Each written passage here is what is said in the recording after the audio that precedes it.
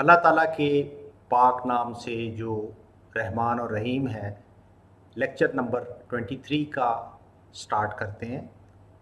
अज़ीज़ तलबा, अज़ीज़ तालिबात, मेरी तरफ़ से खुशामदीद। आज का मौज़ूए गुफ्तगू क्या होगा? आज डियर स्टूडेंट्स हम करेंगे एक कम्प्रीहेंसिव प्रॉब्लम। किस पे? Design of rapid sand filter में। आप मुझसे ये पूछ सकते हैं कि रैपिड सैंड फिल्टर का डिज़ाइन ही क्यों, स्लो सैंड फिल्टर के डिज़ाइन की प्रॉब्लम हम क्यों नहीं करेंगे? वो इसलिए नहीं करेंगे कि आप कुछ एक्सरसाइजेस, कुछ प्रॉब्लम्स 6 सेमेस्टर में भी कर चुके हैं। यहाँ हम जो प्रॉब्लम करने वाले हैं वो करने के बाद जो रैपिड सैंड फिल्टर पे है, आप इंशाअल्लाह वल अज़ीज़, मुझे उम्मीद है कि आपको स्लो सैंड फिल्टर के डिज़ाइन में भी कोई प्रॉब्लम नहीं होगी। आज का लेक्चर है comprehensive problem on the design of rapid sand filter. तो चलते हैं बग़ैर वक्त ज़ाया किए लेक्चर नंबर 23 की तरफ। स्टार्ट करते हैं। Solve problem comprehensive rapid sand filter design.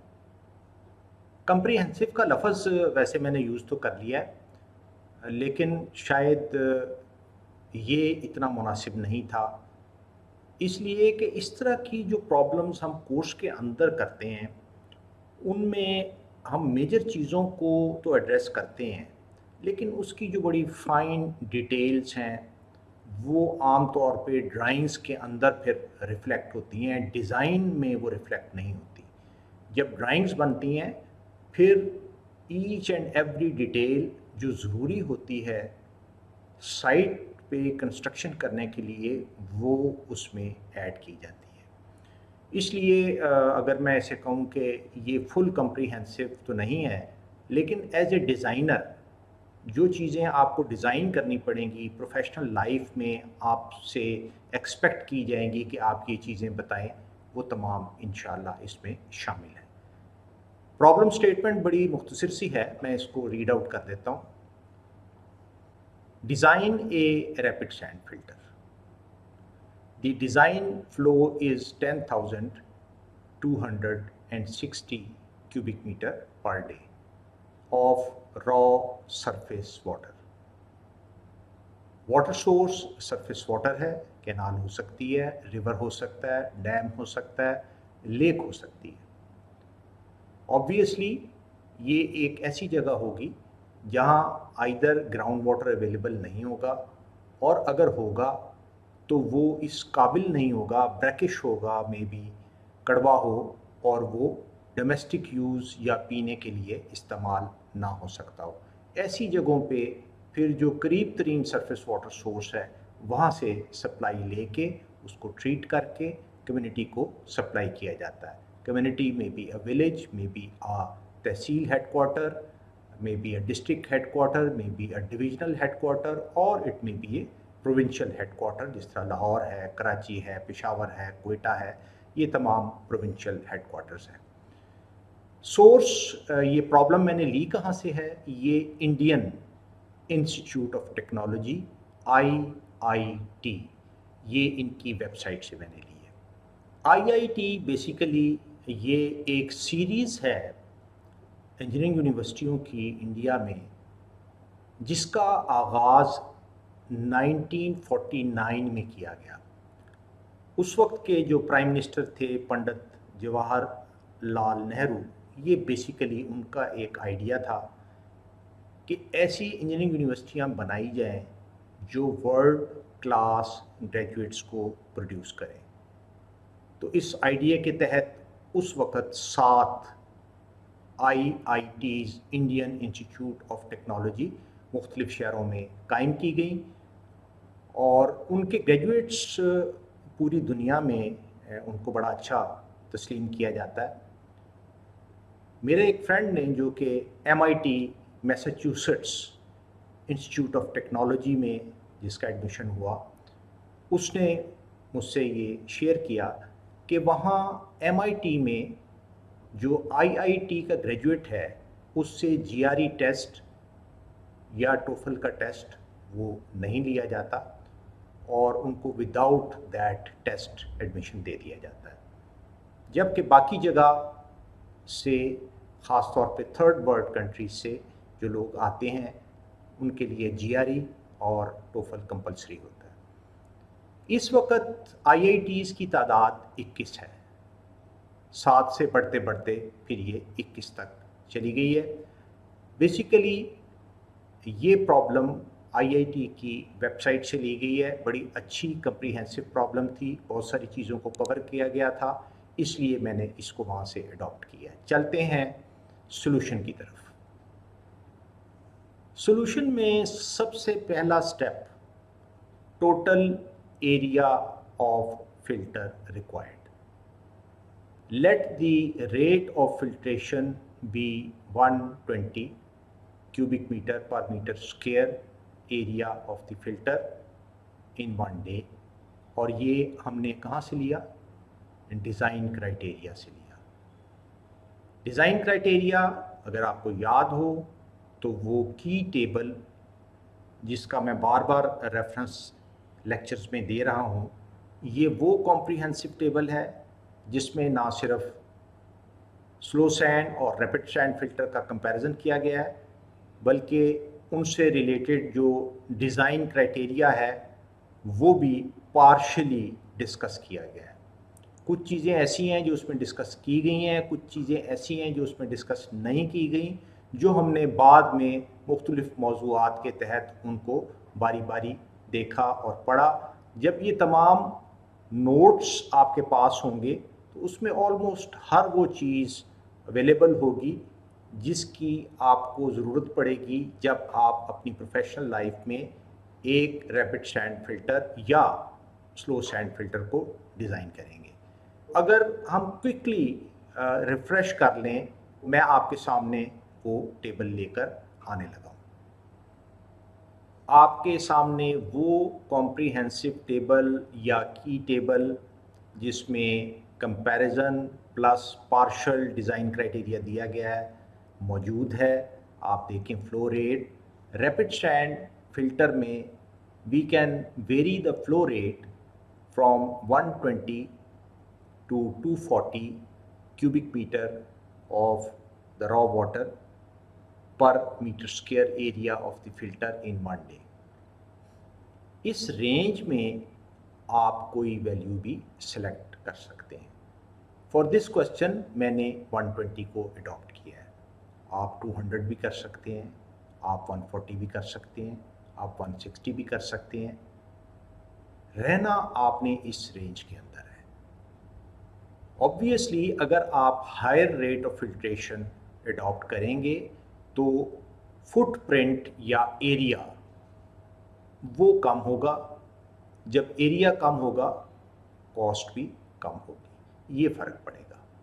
लेकिन आप इस रेंज के अंदर कोई भी वैल्यू सिलेक्ट कर सकते हैं एंड फॉर दिस प्रॉब्लम मैंने 120 को सिलेक्ट किया है। चलते हैं वापस क्वेश्चन की तरफ। हम वापस क्वेश्चन पे आ चुके हैं।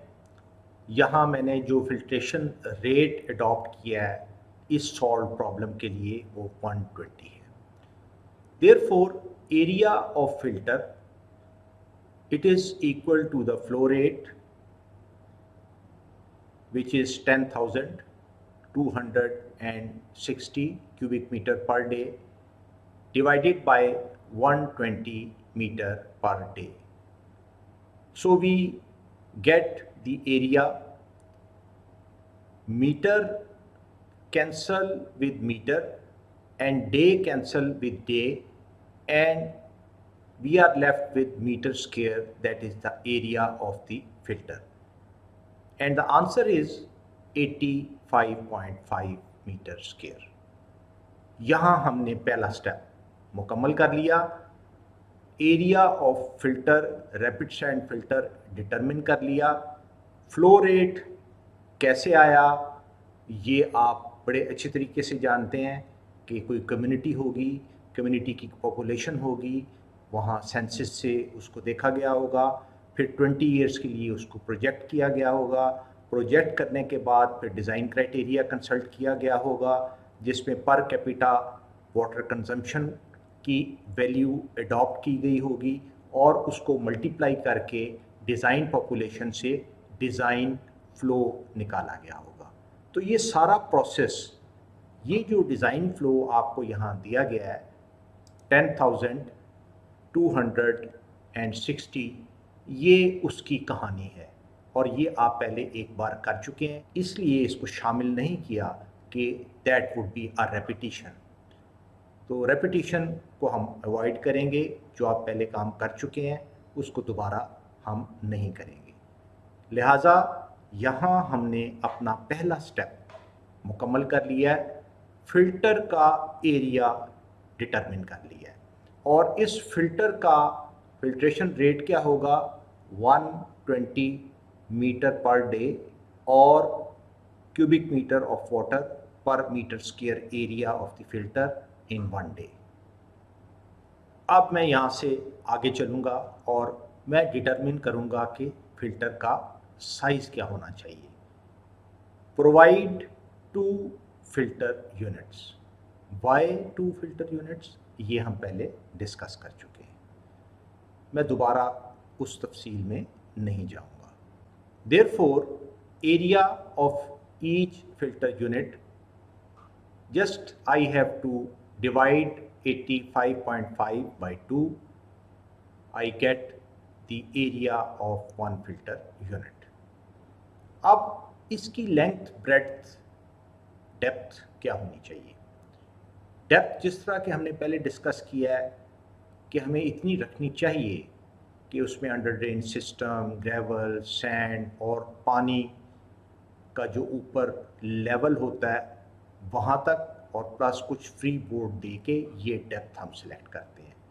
लेंथ और विड्थ कैसे सिलेक्ट करते हैं, इसके सिलेक्ट करने का कोई ख़ास तरीका तो नहीं, लेकिन आम तौर पे लेंथ रेशो विड्थ अगर आप 1.3 ले लें तो यहाँ से आप 2 डायमेंशंस इसकी निकाल सकते हैं। Area it is equal to 1.3 W into W, or we can write W square, and it is equal to the area of 1 filter.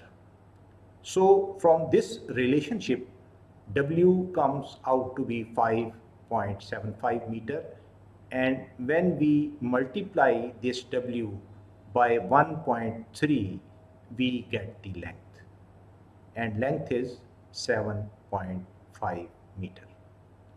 Moving forward, we adopt a depth of sand equal to 70 centimeter. ये कहाँ से हमने ली, हमने adopt किया इसको design criteria से। वही की टेबल मैं आपको दोबारा उस की टेबल की तरफ लेके जा रहा हूँ ताकि चीज़ें कुछ रिफ़्रेश हो जाए। आपके सामने की टेबल सीरियल नंबर 8 पे डेप्थ ऑफ सैंड दिया हुआ है। रैपिड सैंड फिल्टर के लिए 0.6 से लेके 0.7 मीटर तक, और अगर मैं इसको 100 से मल्टीप्लाई कर दूं तो 70 सेंटीमीटर। यहाँ से मैंने इस डेप्थ को अडॉप्ट किया है। जिस तरह कि मैं आपको पहले भी गुजारिश कर चुका हूँ कि आप डिज़ाइन करते हुए बहुत सारी चीज़ें जो आपको मालूम नहीं हैं उसके लिए आप रेफ़र करते हैं डिज़ाइन क्राइटेरिया को, और वहाँ जो रेंज दी गई होती है उस रेंज में से कोई भी वैल्यू अडॉप्ट करके अपना डिज़ाइन करते हैं। कुछ चेक्स अप्लाई करते हैं, अगर वो चेक सक्सेसफुल हो जाएं तो आपका डिज़ाइन सेटिस्फैक्ट्री हो जाता है।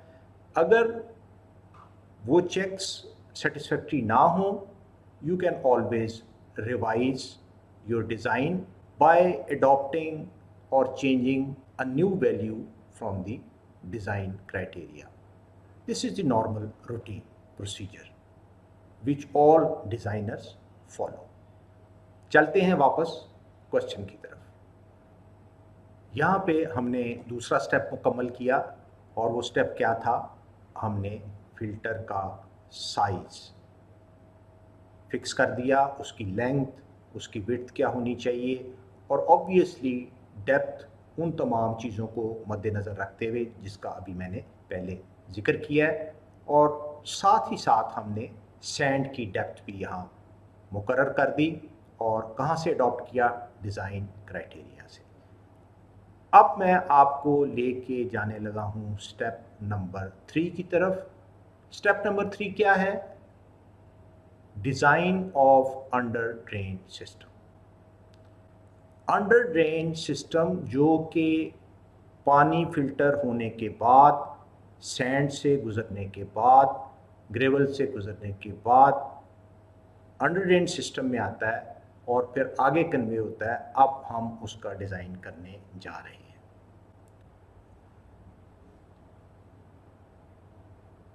यहाँ डियर स्टूडेंट्स हमने 2 स्टेप मुकम्मल किए। अब हम इस प्रॉब्लम का जो तीसरा पार्ट है उसकी तरफ चल रहे हैं, और वो तीसरा पार्ट है design of under drain system. What is meant by design of under drain system? Under drain system का डिज़ाइन की जब हम बात करते हैं तो उससे हमारी क्या मुराद होती है?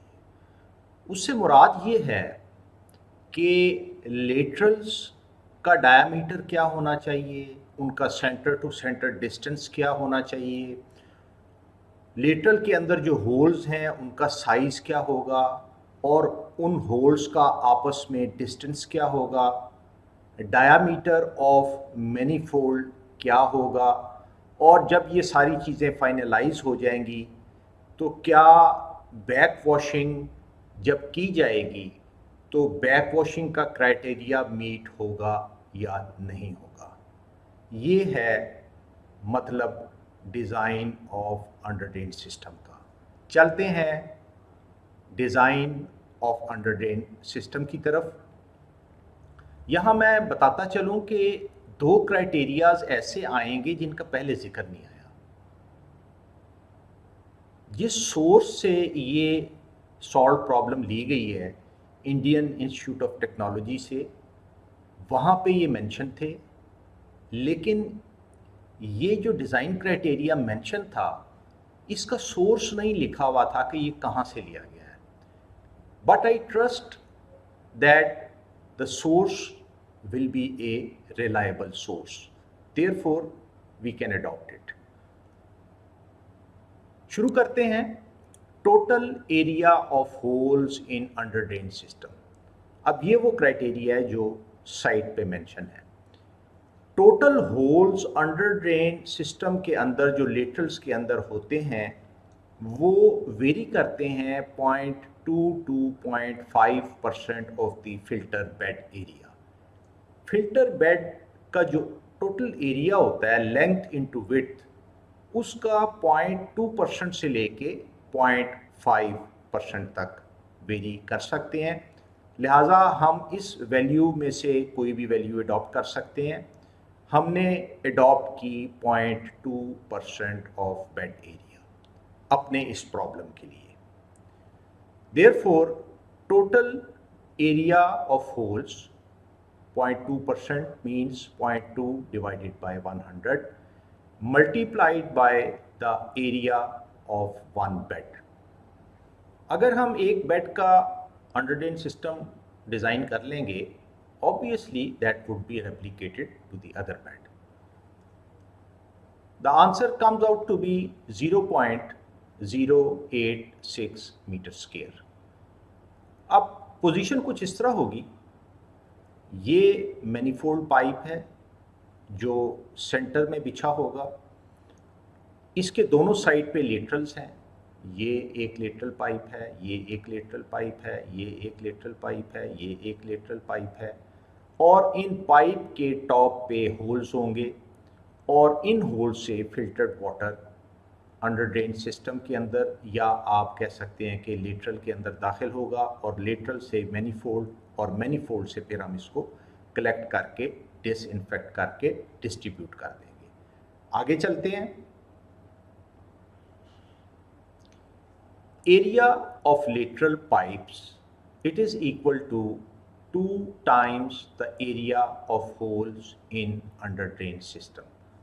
अब ये एक नई स्टेटमेंट है, एक नया डिज़ाइन क्राइटेरिया है। अब ये डिज़ाइन क्राइटेरिया कहाँ से आया? ये उसी वेबसाइट से अडॉप्ट किया गया है या उस पर लिखा गया था। इसका सोर्स नहीं दिया गया वहाँ पे, किस बुक से, किस रिसर्च पेपर से ये लिया गया है। But I trust that from whichever place it has been taken, it is a reliable reference. Therefore, we will adopt it for this problem. An area of manifold pipe, it is equal to 2 times the area of lateral pipes. ये 2 times क्यों है? क्योंकि दोनों lateral manifold में पानी को discharge करेंगे, filtered water को, इसलिए इसका एरिया 2 times होना चाहिए. It is very logical because both laterals will discharge in central manifold.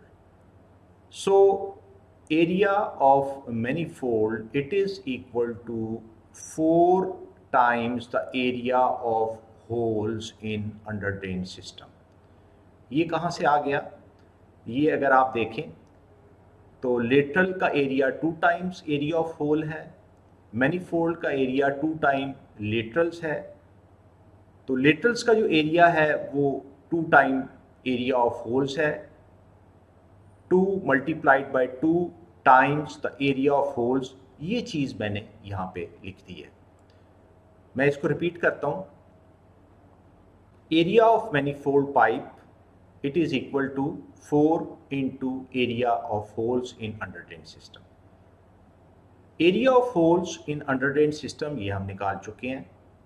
ये हमने फिक्स किया ऊपर 0.2% of the area of the bed और हमने उसकी वैल्यू निकाली. अब हम इसको 4 से मल्टीप्लाई करेंगे और आंसर है 0.344. और अगर मैं इसको 0.35 पे राउंड ऑफ कर दूं तो मैनीफोल्ड का एरिया 0.35 मीटर स्क्वायर निकल आएगा. What is manifold? Manifold is a pipe and area of a pipe it is equal to pi d square by 4. ये रिलेशनशिप हम यूज करेंगे और एरिया हमें मैनीफोल्ड का मालूम है, डायामीटर हम इस रिलेशनशिप से कैलकुलेट कर सकते हैं. We will plug in the values and the answer is 66 centimeter. This will be the diameter of the manifold. यहाँ आके हमने एक स्टेप मुकम्मल किया. हमने मैनीफोल्ड का डायमीटर डिटरमिन कर लिया है. अब हम आगे चलते हैं. Adopt center to center distance of lateral pipes. It is equal to 30 centimetre और 300 मिलीमीटर. अगर मैं आपको याद दहानी करवाऊं तो डिज़ाइन क्राइटेरिया ये है, लेट डाउन लेटरल्स का जो आपस में डिस्टेंस है सेंटर टू सेंटर वो 150 मिलीमीटर से लेके 300 मिलीमीटर तक वेरी कर सकता है. आप इसके दरमियान कोई भी वैल्यू अडॉप्ट कर सकते हैं. हमने जो हायर वैल्यू थी 300 मिलीमीटर या 30 सेंटीमीटर उसको अडॉप्ट कर लिया. आपके सामने वो फिगर जो आप गुज़श्ता लेक्चर्स में देख चुके हैं. फिल्टर बेड दिखाया हुआ है, टॉप से व्यू लिया हुआ है, दरमियान में मैनीफोल्ड पाइप है, दोनों साइडों से लेटरल्स पानी कलेक्ट करेंगे और सेंट्रल मैनीफोल्ड में डिस्चार्ज कर देंगे. यहाँ ये क्राइटेरिया लिखा है कि लेटरल्स का आपस में डिस्टेंस है 150 मिलीमीटर से लेके 300 मिलीमीटर अपार्ट. तो यहाँ से हमने अपर लिमिट को अडॉप्ट कर लिया. हम लोअर लिमिट को भी कर सकते थे, पाइप्स ज़्यादा हो जाते. इससे कोई फ़र्क नहीं पड़ता ओवरऑल, बहुत ज़्यादा. आप कोई भी वैल्यू अडॉप्ट कर सकते हैं. For this question we adopted 300 millimetre या 30 centimetre, one and the same thing. वापस चलते हैं जहाँ से हमने छोड़ा था. So we were here, adopt centre to centre distance of lateral pipe equal to 30 centimetre और 300 millimetre. Now total number of lateral pipes. Lateral pipes total number में कितने होंगे। इसको कैसे निकाला जा सकता है? अगर ये लेंथ है फिल्टर की और ये 7.5 मीटर है और ये विड्थ है फिल्टर की जो कि हम पहले कैलकुलेट कर चुके हैं 5.75 मीटर है। लेंथ को जब हम डिवाइड करेंगे लेटरल के सेंटर टू सेंटर डिस्टेंस से तो वो नंबर ऑफ लेटरल्स हमारे पास आ जाएंगे और वो कितने आए 25 ऑन आइदर साइड, दोनों साइडों पे मैनीफोल्ड के। Therefore 50 will be the total number of laterals including both sides। 25 इस तरफ और 25 इस तरफ। डिस्टेंस इनका सेंटर टू सेंटर क्या है 300 मिलीमीटर्स। नाउ ये तो हमने निकाल लिया नंबर। अब इनकी लेंथ कितनी होगी इसको हम कैलकुलेट कर लेते हैं। Length of lateral pipe it is equal to, इसमें अब इसकी विड्थ इन्वॉल्व हो जाएगी और विड्थ कितनी है 5.75 of 1 filter unit divided by 2 क्योंकि ये दोनों साइडों पे आने हैं और इनकी लेंथ यहाँ मैनीफोल्ड से शुरू होनी है, इसको हमने 2 पे डिवाइड किया और minus this is the 66 centimetre is the diameter of the manifold pipe.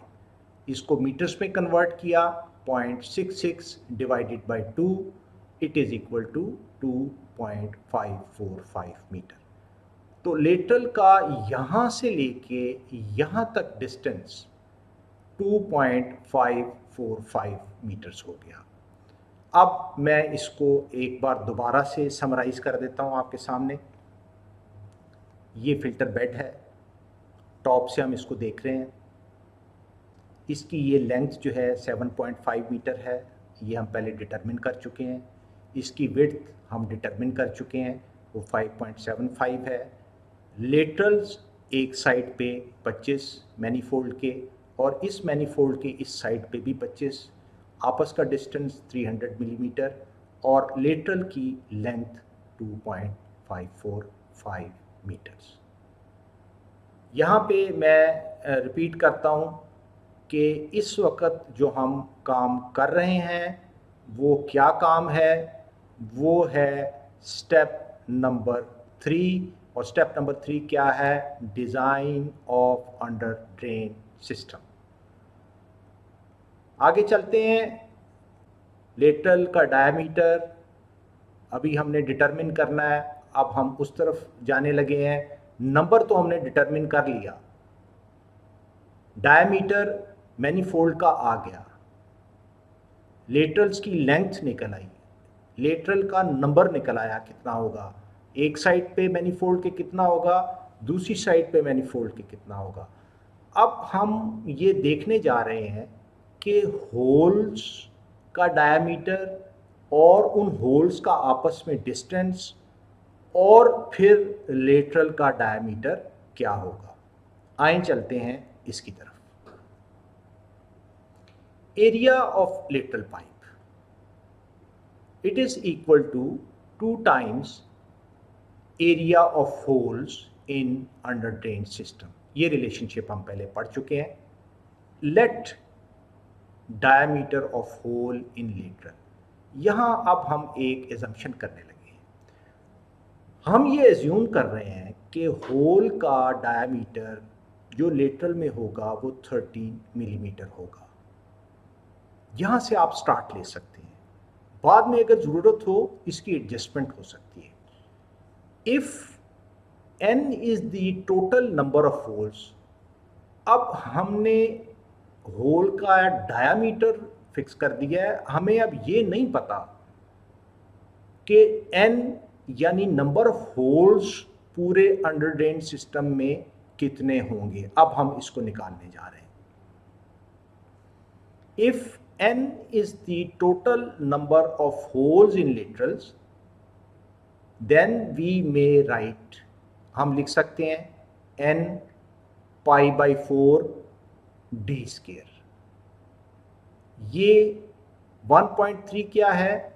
This is the diameter of the hole in the lateral in centimeters.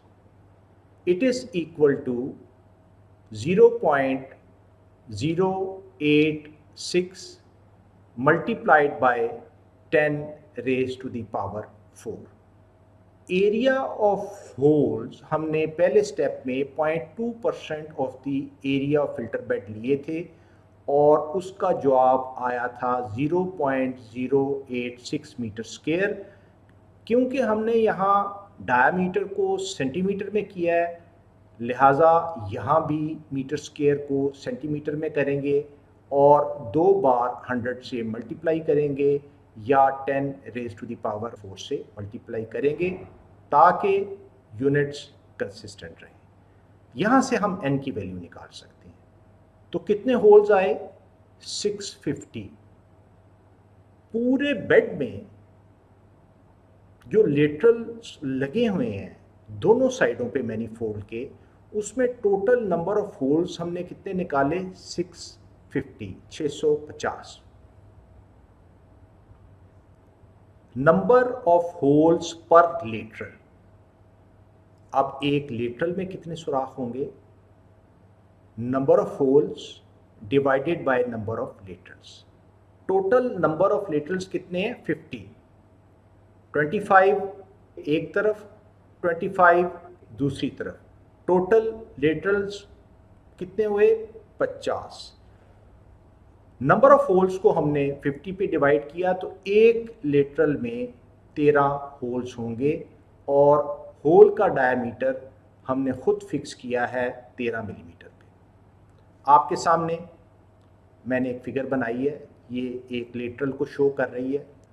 इसमें मैं देखता हूँ, काउंट करता हूँ होल्स कितने हैं। 1 2 3 4 5 6 7 8 9 10 11 12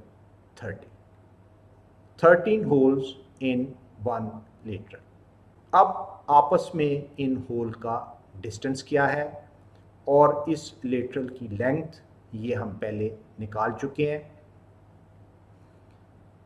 ये बड़ा सिंपल है आपस में इनका डिस्टेंस निकालना। अभी इसकी कैलकुलेशन आगे आ रही है। एरिया ऑफ परफोरेशंस पर लेटरल। एक लेटरल में perforations mean area of hole कितना होगा? ये बराबर होगा number of holes in one lateral, ये 13 है, into area of one hole, एक होल का एरिया। जब हम ये मल्टीप्लाई करेंगे तो एक लेटरल के अंदर जो परफोरेशंस होंगी या जो होल होंगे जिनसे फिल्टर्ड पानी उसमें जाएगा, वो एक लेटरल के अंदर टोटल वो परफोरेशंस का एरिया हमें मालूम हो जाएगा। नंबर ऑफ होल्स कितने हैं लेटरल के अंदर? 13 और area of one hole pi d square by 4। जवाब है 17.24 सेंटीमीटर स्क्वायर। स्पेसिंग, अब स्पेसिंग कितनी होगी? लेंथ लेटरल की divided by number of holes in the laterals. Lateral की लेंथ कितनी है? 254 सेंटीमीटर लॉन्ग लेटरल पाइप है। अगर मैं मीटर में कैलकुलेट करूं तो 2.54, ये हम पहले ऊपर डिटरमिन कर चुके हैं। Length of the lateral determine कर चुके हैं। Number of holes in one lateral ये हम डिटरमिन कर चुके हैं, 13 होल्स हैं। हम डिवाइड करेंगे और जवाब है 19.5 सेंटीमीटर। आपस में इन होल्स का डिस्टेंस सारों का 19.5 सेंटीमीटर आ जाएगा। Therefore area of one lateral pipe it is equal to 2 times the area of perforation per lateral pipe. ये एक्सप्रेशन कहाँ से आया? ये भी उसी सोर्स से लिया गया है जहाँ से ये क्वेश्चन अडॉप्ट किया गया। तो मैं समझता हूँ कि it is from a reliable source. Area of perforations पर lateral, this we have just determined 17.24 centimeter square. 2 into 17.24, it is equal to 34.5 centimeter square. ये लेटरल का एरिया डिटरमिन हो गया। लेटरल का एरिया अगर डिटरमिन हो गया पाइप का, तो you can find the diameter. वो कैसे? Diameter it is equal to pi d square by 4, और लेटरल का डायमीटर डिटरमिन हुआ 6.63 सेंटीमीटर। अब यहाँ पे आके हमारा डिज़ाइन मुकम्मल हो गया है अंडर ड्रेन सिस्टम का। अब हम कुछ चेक्स लगाएंगे। अगर वो चेक पास हो गए, हमारा डिज़ाइन सेटिस्फैक्ट्री हो जाएगा, अदरवाइज हम इसको रिवाइज करेंगे। वो चेक क्या है, आइए देखते हैं। Check: length of lateral should be less than 60 into diameter of lateral. Now 60, this is the diameter of the lateral in meters, 6.63 centimeters or 0.0663 meters. It is equal to 3.98 meters. Whereas length of lateral, ये हम पहले determine कर चुके हैं, 2.545 metre. अब ये check क्या dictate कर रहा है या क्या बता रहा है? ये चेक ये बता रहा है कि लेटरल की length it should be less than 60 time the diameter of the lateral. Lateral की लेंथ है 2.5 और 60 टाइम डायमीटर्स है 3.9। इट मीन्स कि लेटरल की length 60 time diameter of lateral से कम है। अगर ये कंडीशन मीट हो गई है, मीन्स हमारा डिज़ाइन ठीक है, we will move forward and the design is acceptable. इस स्टेप पे हमने अंडर ड्रेन सिस्टम का डिज़ाइन मुकम्मल कर लिया। हमने ये भी निकाल लिया कि मैनीफोल्ड का डायमीटर क्या होगा, लेटरल का डायमीटर क्या होगा, होल का डायमीटर जो लेटरल के अंदर है वो क्या होगा, और उन होल्स का सेंटर टू सेंटर डिस्टेंस कितना होगा, और एक लेटरल में कितने होल होंगे, 13 होल्स, और उनका centre to centre distance 19.5 centimetre होगा। ये सारी चीज़ें और डिटेल्स यहाँ पे मुकम्मल हो गई। अब हम आगे चलते हैं चौथे स्टेप पे, और हमारा चौथा स्टेप ये है कि quantity of wash water determine करें कि कितना वॉश वाटर इस एक फ़िल्टर यूनिट या दोनों फ़िल्टर यूनिट की वॉशिंग के लिए इस्तेमाल होगा। इस क्वांटिटी को निकालने के लिए हमें जो बैक वॉश वेलोसिटी है पानी की, उसको डिटरमिन करना पड़ेगा या अडॉप्ट करना पड़ेगा, और एक वैल्यू उसके लिए फिक्स करनी पड़ेगी। Taking rising wash water velocity in filter bed equal to 0.5 metre per minute. अगर आप थोड़ा सा पिछले लेक्चर्स में जाएं और डिज़ाइन क्राइटेरिया देखें बैक वॉश का, तो उसमें सैंड के लिए ये बताया गया है कि velocity it should be greater than 0.3 metre per minute and it should be less than 10 times D60। Obviously यहाँ हमारे पास कोई एक्चुअल प्रॉब्लम या प्रोजेक्ट नहीं है, ग्रेडेशन कर्व हमारे पास नहीं है, इसलिए हम 0.3 से थोड़ा सा हायर वैल्यू 0.5 को अडॉप्ट कर लेते हैं इस प्रॉब्लम के लिए। लेकिन जब आप एक्चुअल डिज़ाइन कर रहे होंगे तो आपके सामने ग्रेडेशन कर्व होगी, और आप मैक्सिमम वैल्यू भी वहाँ से डिटरमिन कर सकते हैं कि आप क्या रख सकते हैं। मिनिमम वैल्यू भी आपको बता दी गई है, it should be greater than 0.3 metre per minute. और ये गुज़श्ता लेक्चर में बैक वॉशिंग को डिस्कस करते हुए ये सारी चीज़ें, डिज़ाइन क्राइटेरिया उसका और दीगर तफसीलात आ चुकी हैं। Total wash water discharge for one filter unit. Backwash की velocity 0.5 meter per minute into total area of the filter. 0.5 into total area of the filter. ये मिनट्स में है. अगर मिनट्स को मैंने सेकंड में कन्वर्ट करना है तो मुझे डिनोमिनेटर में 60 से मल्टीप्लाई करना पड़ेगा. जवाब मेरे पास आएगा 0.35 क्यूबिक मीटर पर सेकेंड. क्योंकि ये मीटर है, ये मीटर स्क्वायर है, ये क्यूबिक मीटर हो जाएगा. यहाँ इसको मिनट्स को सेकंड में कन्वर्ट किया है. 0.35 क्यूबिक मीटर पर सेकेंड. ये वो फ्लो रेट होगा जिससे बैकवॉश होगा. Velocity of flow through lateral. जब बैकवॉशिंग हो रही होगी और ये फ्लो रेट तमाम लेटरल से और मैनीफोल्ड से होके गुजर रहा होगा तो फिर वेलोसिटी ऑफ फ्लो लेटरल के अंदर क्या होगी. बैकवॉशिंग में क्या होता है, पहले पानी मैनीफोल्ड में आता है क्योंकि रिवर्स फ्लो हो रहा होता है और फिर लेटरल में दाखिल होता है. लेटरल के अंदर जो वेलोसिटी है, wash water discharge in lateral divided by total area of 50 laterals.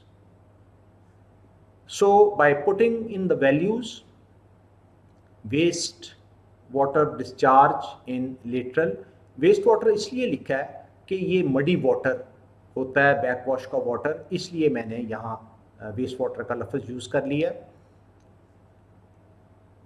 Flow rate इसका कितना होगा, 0.35. ये हमने यहाँ पे डिटरमिन किया है. Divided by total area of 50 litres.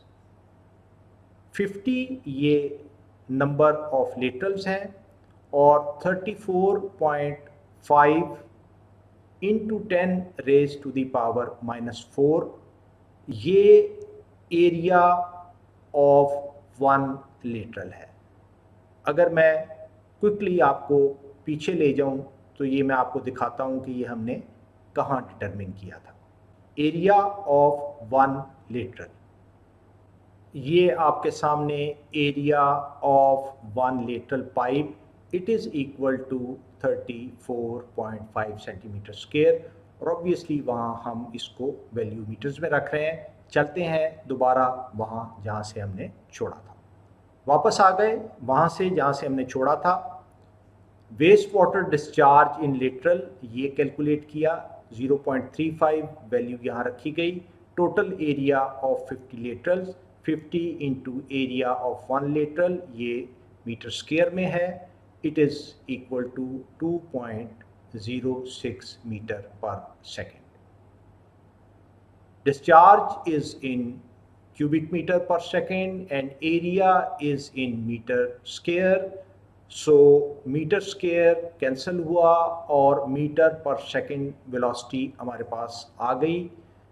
Now this is fine because it should not be more than 2.25 metre per second. इसकी वजह अगर आप चले जाएं वाटर सप्लाई और सीवरेज में, जब बहुत हाई वेलोसिटी होती है 2.5 मीटर से जब बढ़ती है तो पाइप की वियर एंड टियर होती है. इसलिए ये अपर लिमिट 2.25 मीटर पर सेकंड की लगाई गई है.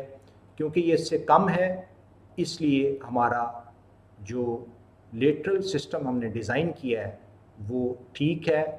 बैक वॉश के दरमियान जो वेलोसिटी आएगी वो मैक्सिमम परमिसिबल वेलोसिटी से कम है. मैनीफोल्ड की वेलोसिटी ये discharge 0.35 divided by area of the manifold, ये हम ऊपर कैलकुलेट कर चुके हैं. It is equal to 1 metre per second and it is less than 2.25 metre per second. So our design is fine and satisfactory. मैं next step पे move करने लगा हूँ और नेक्स्ट स्टेप है sizing of wash water. Discharge of wash water per filter bed. सबसे पहले तो हम इसको डिटरमिन करेंगे कि वॉश वाटर का डिस्चार्ज क्या है। ये हम ऊपर अभी डिटरमिन कर चुके हैं। अगर आप देखें आपके सामने ये wash water discharge 0.35 cubic metre per second, यहाँ पे बिल्कुल वही वैल्यू है। ये डिस्चार्ज है बैक वॉश वाटर का। साइज ऑफ बेड ये हम पहले डिटरमिन कर चुके हैं, 7.5 इसकी लेंथ है और 5.75 इसकी विड्थ है। Assume 4 troughs running widthwise as shown below। ये तस्वीर आपके सामने। यहाँ अब आप एज्यूम करते हैं किसी भी number of wash water trough से, 2, 3, 4, 5, और वहाँ पे फाइनलाइज कर देते हैं जहाँ पे आपका क्राइटेरिया मीट हो रहा हो। और क्राइटेरिया जो वॉश वाटर ट्रफ के लिए है वो ये है कि उनका जो लिप टू लिप डिस्टेंस है it should not be more than 2 metres. तो जितने नंबर आपके पास आते हैं जो इस क्राइटेरिया को मीट कर जाएं, वो number of wash water trough आप प्रोवाइड कर सकते हैं। हम एज्यूम करते हैं कि हमारे पास 4 है। कुछ इस तरह की सिचुएशन बनेगी। ये एक वॉश वाटर ट्रफ है, ये दूसरा है, ये स्लोपिंग टूवर्ड्स गलेट है। वॉश वाटर जब राइज करेगा मड के साथ इसमें आएगा और ड्यू टू द ग्रेडियंट वो गलेट की तरफ फ्लो करेगा और वहाँ से बाहर डिस्चार्ज हो जाएगा। This is the first trough, this is the second, this is the third and it is the fourth trough. हमने 4 वॉश वाटर ट्रफ एज्यूम किए हैं। अभी हम देखते हैं कि क्या ये काफ़ी हैं या हमें अपने नंबर को रिवाइज करना पड़ेगा। आपको मैं बताता चलूँ, this is the length which is 7.5 metre, this is the width which is 5.75 metre. ये वॉश वाटर ट्रफ हैं, ये साइड पे गलेट बनी हुई है, इस तरह का अरेंजमेंट है। ये नीचे इसके बेड के फिल्टर पे ये मैनीफोल्ड दिखाया गया है और ऑब्वियसली वॉश वाटर ट्रफ ये ऊपर लगे होते हैं, जैसा कि आप पहले कॉन्सेप्ट डायग्राम में देख के आए हैं। आए अब हम चेक करें कि हमारा जो नंबर ऑफ ट्रफ सिलेक्ट किए हैं क्या वो काफ़ी हैं। इसको चेक करते हैं। दी approximately center to center distance of these troughs would be 7.5 because हमने इनको लेंथ वाइज इस तरह 1, 2, 3, 4 करके लगाया है। इसको जब हम 4 पे डिवाइड करेंगे तो हमारे पास जवाब आता है 1.875 metres and obviously lip to lip distance would be less than 2 meters। ये लिप टू लिप डिस्टेंस क्या है मैं इसको एक्सप्लेन करता हूँ एक फिगर से जो आप पहले देख चुके हैं। ये आपके सामने फिगर, ये एक ट्रफ है, दिस इज़ रेक्टेंगुलर ट्रफ। ये एक दूसरा ट्रफ है, this is also rectangular.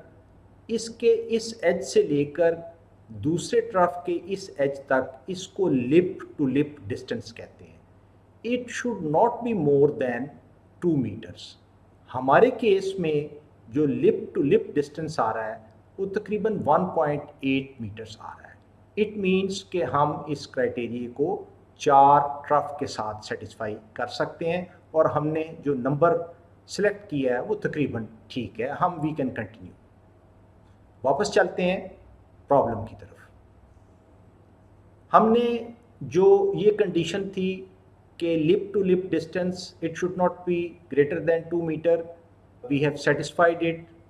4 troughs बिल्कुल ठीक है। हम मूव फॉरवर्ड करते हैं। डिस्चार्ज ऑफ ईच ट्रफ, हर ट्रफ में कितना पानी आ रहा होगा। जो टोटल वॉश वाटर है उसको हम 4 पे डिवाइड करेंगे और जवाब है 0.0875 क्यूबिक मीटर पर सेकेंड। ये डिस्चार्ज जब हमें मालूम हो गया है तो हम एक विड्थ अडॉप्ट करेंगे बी, ये हमने खुद अडॉप्ट की है 0.3 मीटर, आप कुछ भी अडॉप्ट कर सकते हैं, but that should be a reasonable width. So by adopting a width of 0.3 meter, we can now use this relationship which is for the design of wash water trough. We know Q coming in one trough, we know G acceleration due to gravity, we have fixed B which is the width of the trough from here to here. अगर ये एक semi circular trough है जैसा कि आपने video और back washing की video में देखा, ये एक रेक्टेंगुलर ट्रफ है जैसा कि अभी आपको मैंने लिप टू लिप डिस्टेंस में दिखाया, वहाँ पे ट्रफ रेक्टेंगुलर थे। So it is your choice, आप सेमी सर्कुलर भी यूज़ कर सकते हैं, आप रेक्टेंगुलर भी यूज़ कर सकते हैं। Now when we put the values, only thing which is unknown is Y. Y is the depth of water in the trough, from here to here or from here up to here. It comes out to be 0.21 meters or 21 centimeter. 21 centimeter में we will add some freeboard 5 centimeter and it will be 25 centimeter, and slope of trough is usually 1 in 40, 1 metre 40 metres में। अगर 1/40 को आप multiply कर दें wash water trough की length से, तो वो उस लेंथ में ग्रेडियंट निकल आएगा। जब उस ग्रेडियंट पे आप उसको लगाएंगे वॉश वाटर ट्रफ को, तो ऑटोमेटिकली बाय ग्रेविटी पानी बह के गलट में चला जाएगा, जहाँ से उसको ड्रेन आउट कर दिया जाता है। अब हम चलते हैं स्टेप नंबर 6 की तरफ, और स्टेप नंबर 6 है इस कम्प्रीहेंसिव प्रॉब्लम में capacity of clear water well. अगर आपको याद हो फर्स्ट फ्लो डायग्राम जो हमने वाटर ट्रीटमेंट प्लांट को स्टार्ट करते हुए, ClO2 को स्टार्ट करते हुए एक म्यूनिसिपल या पब्लिक वाटर सप्लाई की जो सरफेस वाटर को ट्रीट करती है दिखाई थी, उसमें एक क्लियर वाटर वेल था। क्लियर वाटर वेल ये वो रिजर्वायर है जहाँ पे फिल्ट्रेशन के बाद पानी आता है, उसको क्लियर वाटर वेल कहा जाता है। और इस क्लियर वाटर वेल में डिसइंफेक्शन का प्रोसेस होता है। क्लोरीन या क्लोरीन का कंपाउंड या उसका सॉल्यूशन वो ऐड किया जाता है, और पानी के अंदर अगर कोई बैक्टीरियोलॉजिकल कंटेमिनेशन हो तो वो ख़त्म हो जाती है। छठे नंबर पे अब हम देख रहे हैं क्लियर वाटर वेल की कैपेसिटी को। ये कैपेसिटी कैसे निकाली जाती है? Chlorination is usually done in clear water well. A minimum contact time of 30 minutes is recommended for chlorine. Chlorine 30 minutes in contact अगर पानी के रहे तो देखा गया है कि ये तकरीबन तमाम जरासीम को ख़त्म कर देती है।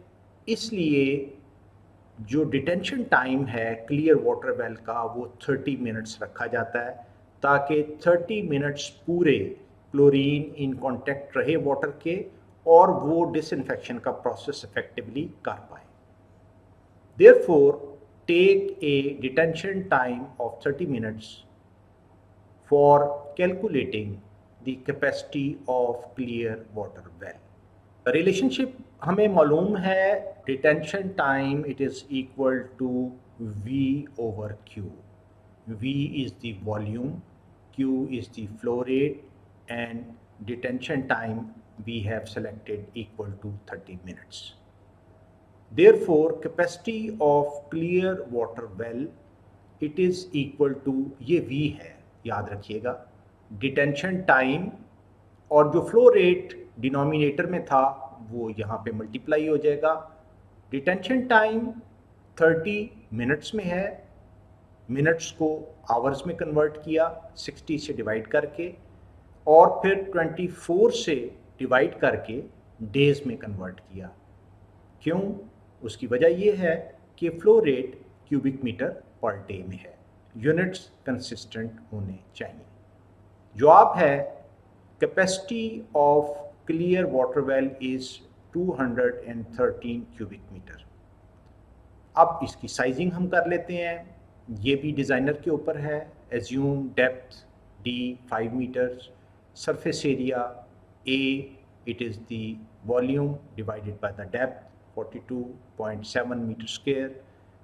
Take any suitable length and width and find out the dimensions of clear water well.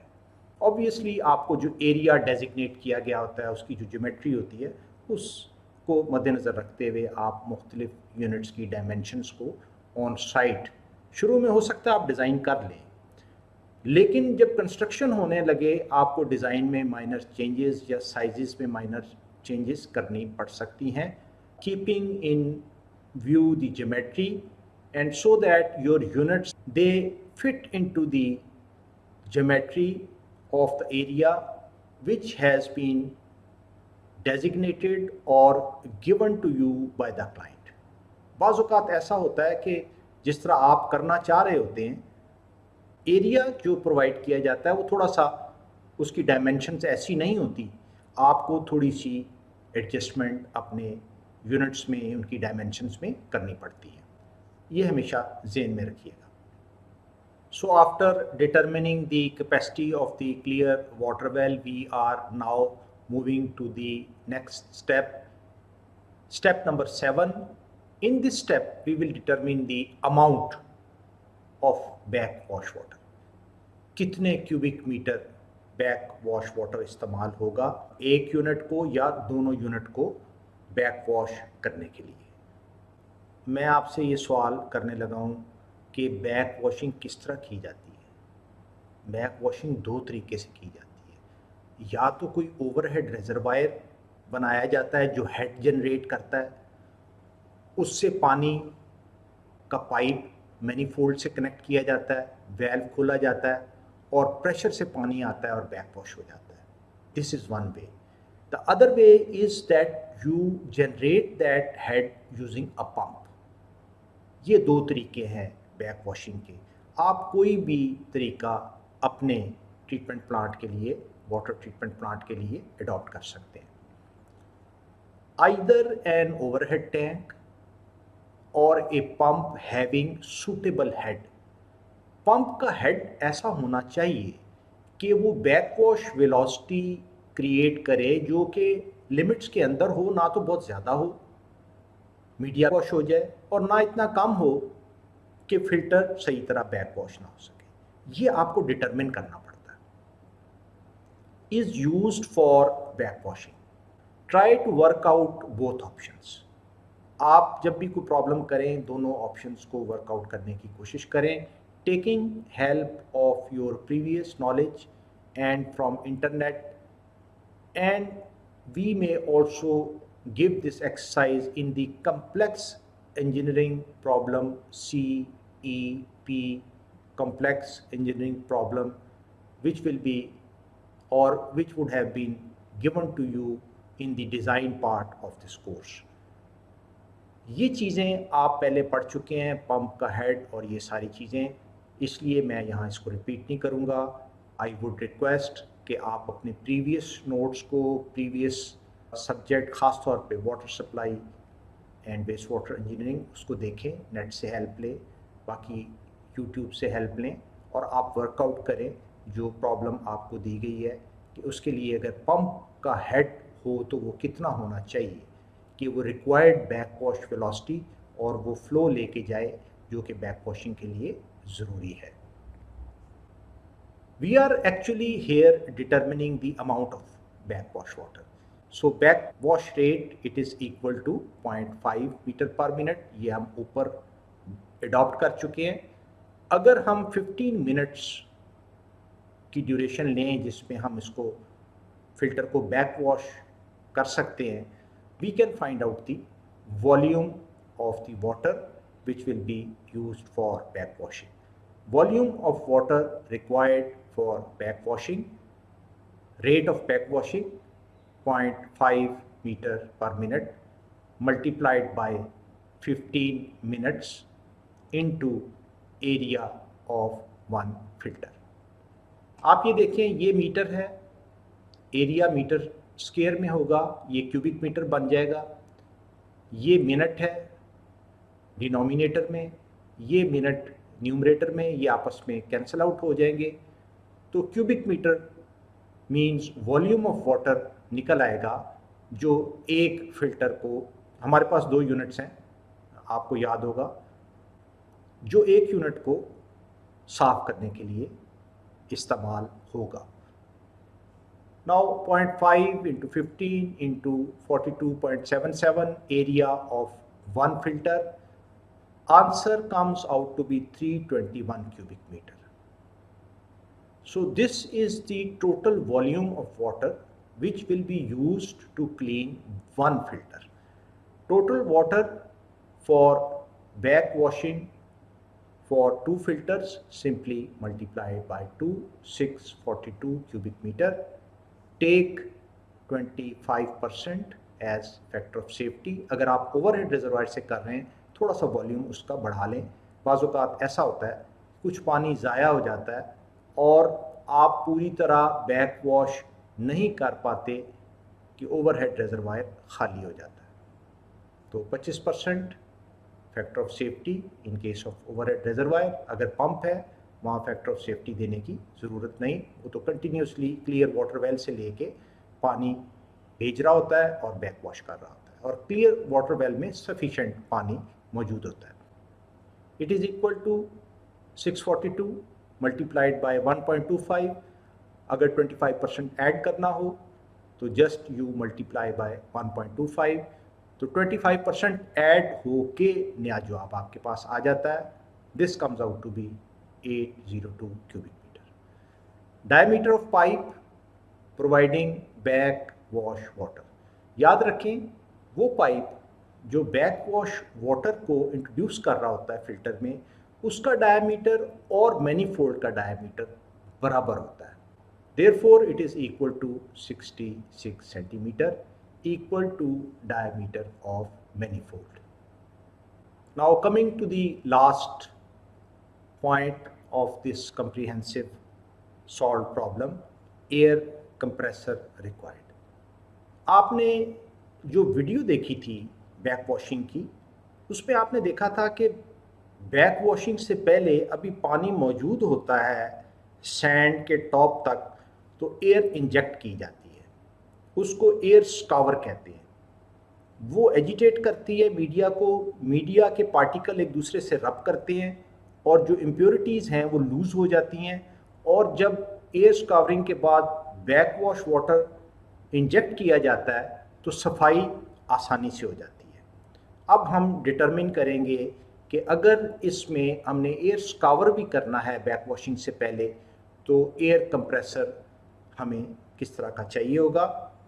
Air compressor is required. It is used both in back washing. अब ये मल्टीपर्पज़ हो सकता है. बैक वॉशिंग से पहले आप एयर स्कावरिंग कर लें.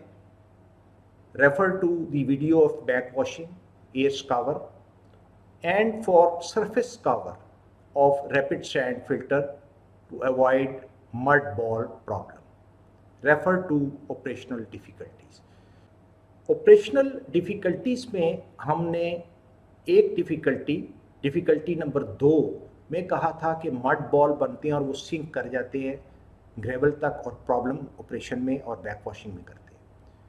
उसको रोकने के लिए जो रेमेडी थी वो था कि या तो वाटर जेट से या एयर कंप्रेस्ड एयर से आप उस सरफेस को स्क्रैप कर दें, मड को, और रिमूव कर दें. एयर कंप्रेसर दोनों जगह पे फिर इस्तेमाल हो सकता है, बैक वॉशिंग से पहले एयर स्कावर के लिए भी, और मड की जो लेयर आहिस्ता आहिस्ता डेवलप हो रही होती है तो आप कंप्रेस्ड एयर से उसको स्क्रैप करके रिमूव कर देते हैं। अब एयर कंप्रेसर की क्या स्पेसिफिकेशंस होनी चाहिए, उसकी कैपेसिटी क्या होनी चाहिए। Air compressor unit, it is equal to 1 cubic meter of air per minute per meter square bed area is usually sufficient। ये भी आप एक क्राइटेरिया समझ लें कि जब आप डिज़ाइन कर रहे होंगे तो आपको टोटल एरिया फिल्टर का पता होगा, उसके मुताबिक आप हर मीटर स्क्वायर के लिए ऐसा कंप्रेसर लें जो 1 cubic metre of air per minute दे दे। ऐसा कंप्रेसर आमतौर पे सफिशेंट होता है, वो बैक वॉशिंग के लिए भी इस्तेमाल हो जाता है और वो सरफेस पे जो मड का मैट बन रहा होता है उसको भी स्क्रैप करके साफ़ करने में मदद दे सकता है। अज़ीज़ तलबा, लेक्चर नंबर 23 को यहाँ कंक्लूड करते हैं और हम क्विकली समरी करते हैं। आज हमने एक comprehensive problem rapid sand filter पे सॉल्व किया। डिज़ाइन फ्लो गिवन था, हमने उसका एरिया डिटरमिन किया। एरिया डिटरमिन करने के बाद हमने ये फैसला किया कि इस टोटल एरिया को 2 फिल्टर्स यूनिट में डिवाइड कर दिया जाए।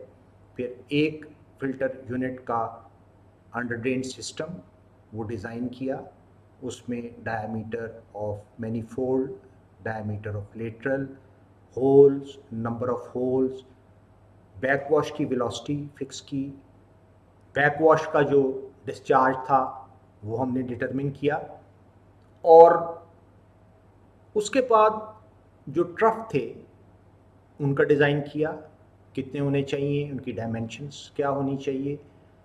फिर हमने डिटरमिन किया कि बैक वॉश के लिए जो क्वांटिटी ऑफ वाटर है वो कितनी इस्तेमाल होगी क्यूबिक मीटर में, और साथ ही साथ जो क्लियर वाटर वेल है उसका वॉल्यूम कितना होना चाहिए। और आखिर में एयर कंप्रेसर हमने डिटरमिन किया अगर एयर स्कावरिंग बैक वॉशिंग के दरमियान करनी है या मड को साफ़ करना है। तो ये था आज का कंप्रीहेंसिव प्रॉब्लम। इसके साथ ही मैं आपसे इजाज़त चाहूँगा इस दुआ के साथ कि अल्लाह ताला आपकी हिफाजत फरमाए, कामयाबी आपका मुकद्दर हो और दीन और दुनिया दोनों की फलाह और दोनों की कामयाबी अल्लाह ताला आपको नसीब फरमाए। अस्सलामु अलैकुम व रहमतुल्लाह।